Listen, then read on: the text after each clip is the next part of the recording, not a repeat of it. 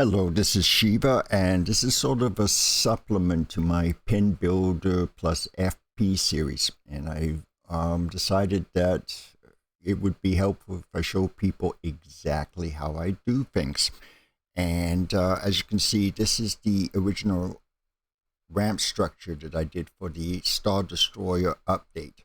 And as we can all tell, it's kind of not really working very well because it's the wrong shape. Yeah, I don't like this, and I kind of would like to do something with this kicker up here that would be up here.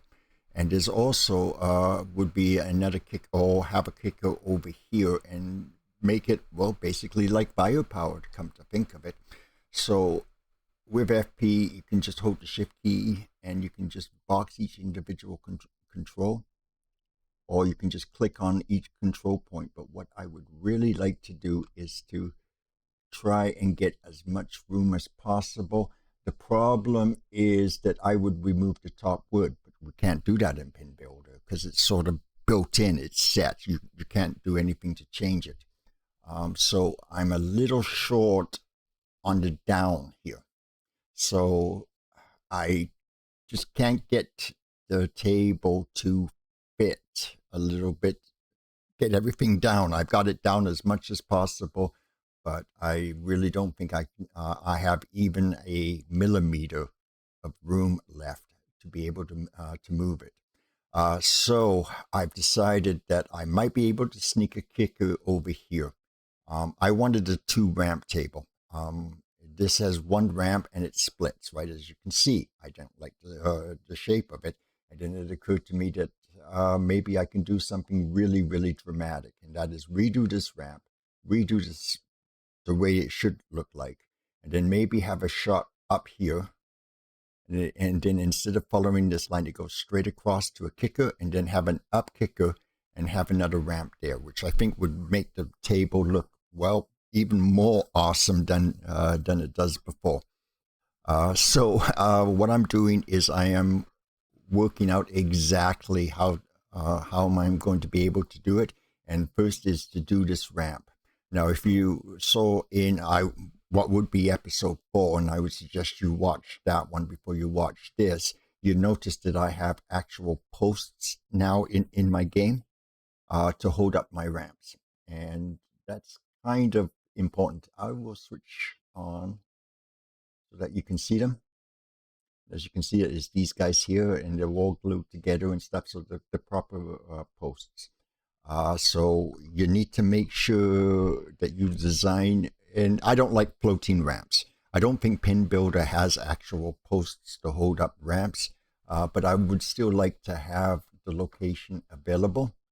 So there would be, say, and if you notice, for instance, right, if you follow the curve of the actual ramp, you'll see that you can actually have a post here, and you could have a post here, you could have a post here, you could put a post over in this area. There is a post right here. There's going to be a couple posts here holding up that ramp.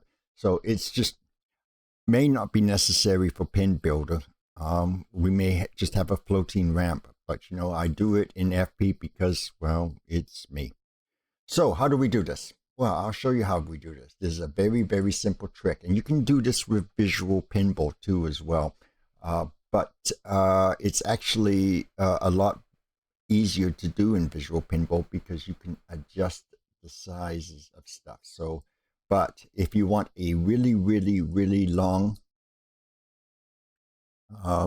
curve, then it's best to just use one of the objects in Future Pinball and just do so, and just use that. So what we do is, if we go into the curve, let's set this to T2 because it's a little bit easier because it's just a single side. And then what we can do is we can just go like this, and we just match it to the edge of to one edge of the ramp.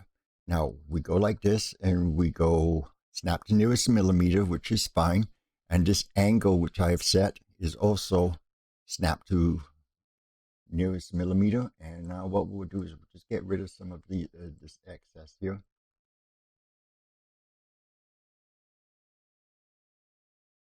Set this to assign to layer 8, which is my ramp. And that way we can get rid of this guy. And what we'll do is, oops, turn on number 5 back on again, because there's my post there that I might want to attach the ramp to, and the rest of these are fine. So we'll just draw this in the back. So what we do is we first off, we put a control point here, and we go insert new control point, and it will build one at exactly halfway. And then what we do is we change that from a smooth to a solid. Same with this guy right here.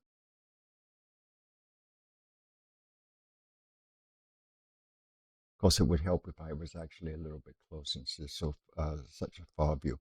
But as you can see, that's how it does it. And if you still don't like the looks of that, because if you look, the angle's a little weird, then what we can do is change that so that it's no longer smooth. Now, take this point, and we go snap to the nearest millimeter, and there you go. It's now perfectly in line. And then what we do is we just sort of, using our arrow keys, because we snap to a millimeter, it moves 1 millimeter at a time. And this is really how the math of Future Pinball works.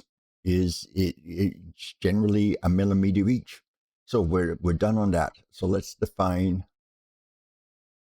our other side here. And as you can see, I need to be up a little bit more.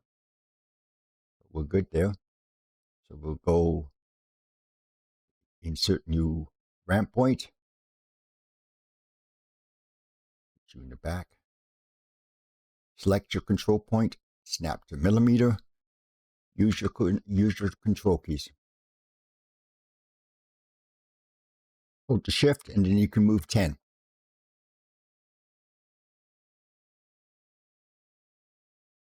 And now we set the line so that it's there. And we'll just move that so it's a little bit more like halfway between control point 2 and control point 4. And we just play around with it a little bit. There we go. Now, what do we do with the next one? Well, we do the same thing. We go insert new ramp point. I should talk a little bit slower when I'm doing videos. And we just sort of just move it into position. Then we do the same with this. Whoops.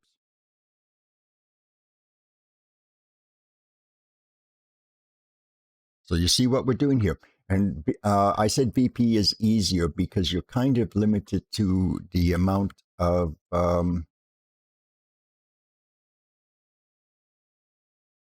dimensions with FP. The maximum light dimension, I believe, is 150. And you can't make it any bigger, while VP, I believe, still you can still pretty much set your light dimensions to whatever you want. Sorry guys, I'm just not great today. Now this is not working, so what we do is we just put it out. Now I want my top to be here. There'll be a little flap, and then there'll be a post, so that will hold it up. So that's cool. And if you're saying, well, it's a little off, it should be a little bit lower, you are correct. I'm just setting up my thing, because it's very, very easy to change it when everything is, well, basically square. So there's that. And we will snap that to nearest millimeter. We'll make sure this one is snapped if it should be. Oh, it moved. That's because I wasn't paying attention to what I was doing, because, you know, I'm too busy talking. So we put everything sort of quarter way. And we may have to add some more control points, but you see exactly how I do it. And then what we do is we just sort of adjust everything to make sure everything is good. Then we check it as a smooth.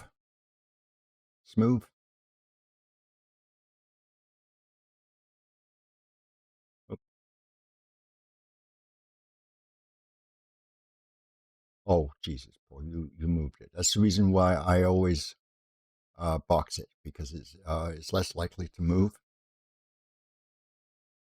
Smooth. Let's just check the shape.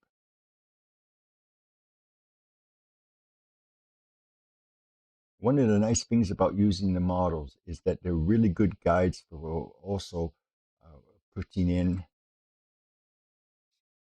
move, Paul. But as you can see, it's almost perfectly following it down. Now with this guy, if you notice, there's a little crink in here. So what we do is we just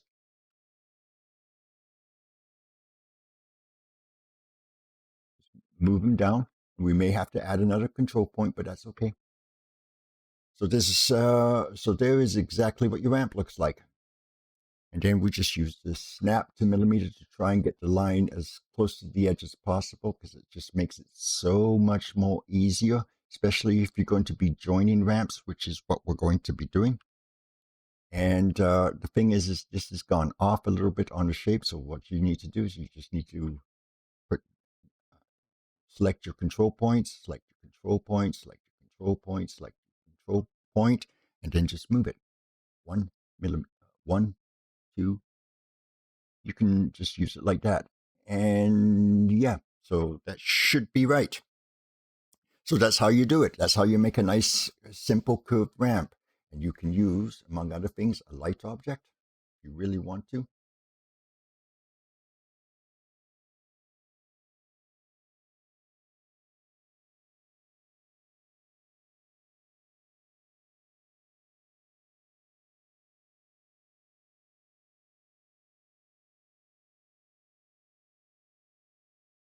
And you can just go in the diameter.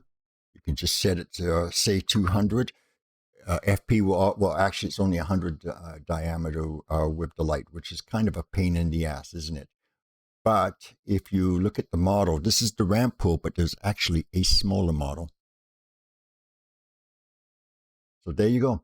So you've got this line you can use, you got that line, you got that line, and if you make that bigger, you can use all of the lines that are available there. See, so and if you can generally find objects that are round that generally have the shape or the size that you have, and if it's not the shape or the size that you want, that's what the scaling function is for. You just right click and just scale it. You can also rotate it. You can flip X. You also have a flip right command. See? So, you have to use the tools that you've got. But it is really, really important that you do snap to millimeters, because this particular ramp is going to be a second ramp started from control point 3 to control point 7. It's going to be cut off. There's going to be a second ramp so that I can get a nice curved shape and adjust the sizes and make sure that my ramps don't conflict with objects beneath it. But as you can see, I've been very, very carefully putting this together. And if I wanted to, now I just need to just do it like that.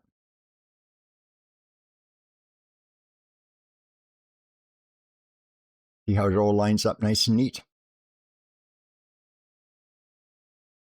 I just need to set this up to the size that I want. Just make sure that it's perfect. Just make sure that it's the exact angle I want, which I believe is, yep, right there. So now I have the same ramp that I had before, but it's got the curve, a better curve for this particular table. So anyway, I decided that's just to do a quick video just to show you how I do things and how I get my curves and everything else. And the other trick, of course, is just draw the curve in Photoshop, because it's got amazing drawing tools. I guess you can do it with other paint programs and other graphics programs where you can create your own graphics and stuff, but I use Photoshop, but that works just as well. Now, as to adjusting the curves a little bit further, Well, you know what? You can just move this around, line it up, and then just change your tools here. Snap to the nearest millimeter. Let's see how it just lines up. And then we just, all we need to do is just adjust a couple of areas, and we have a almost perfect curve. Now sometimes you have to wriggle around with the control points and move them around 1 millimeter or another with your arrow keys, but it's a lot better than using your mouse, isn't it? And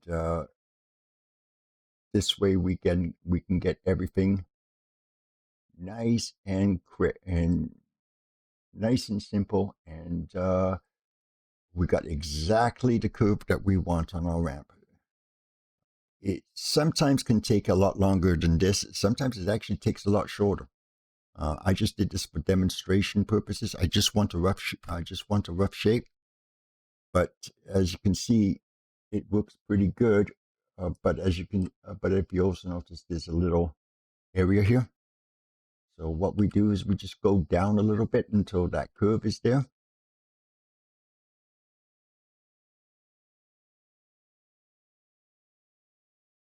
We got the curve, and then same with this guy. We may have to build a new control point, but what you have is an almost perfect curve. We just want to extend this out a little bit so that we keep our shape.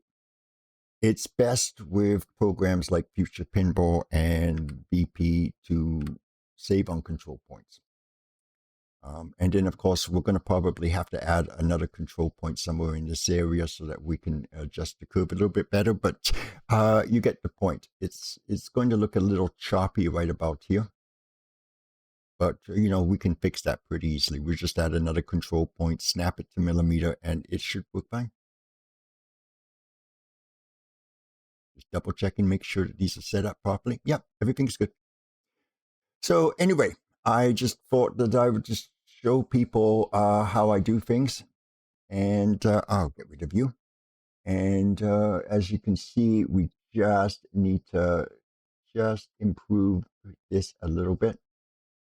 And again, that's just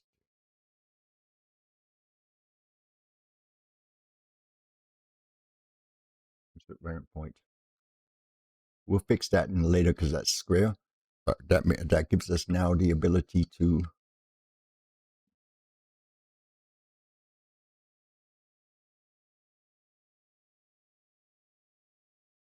if worse comes to worse, you can just set your curve because I just realized that I set my curve wrong.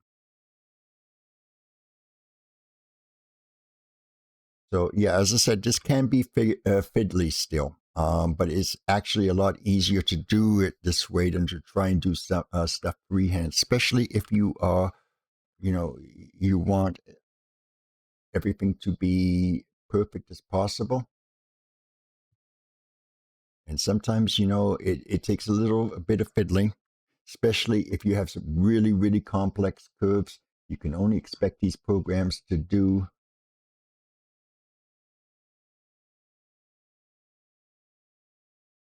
only so much. This is going to be a little flat in an area and a little bit misshapen, but it's okay. I just want the basic shape.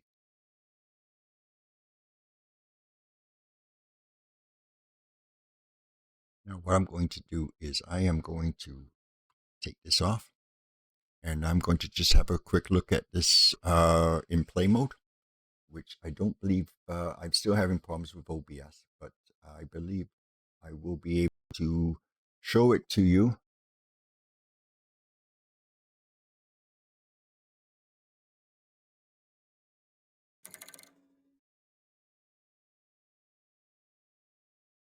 There we go. So it should be so you should be able to see it. And as you can see, the curve is actually pretty damn good, isn't it? I've got it just ever so slightly too much, the entry. By the way, I'm very proud of myself for being able to get the design to accept a standard 55 millimeter wide ramp at for the opening. Before the original ramp was only 45, and it just kind of sucked. But in the meanwhile, hope you've learned how something interesting. Sometimes you just gotta come up with new ways to do things, and using the diameter of a light, or in this case, the whirlpool in Future Pinball, it really gives you some very, very, very cool things. And it's a very, very simple tool. I wonder if this is going to work. Yep, there we go. Just so you can see how it looks from a direct overview. And as you can see, it looks pretty bad considering, and I didn't use a lot of control points. I didn't have to put a control point every 5 millimeters to do my shape.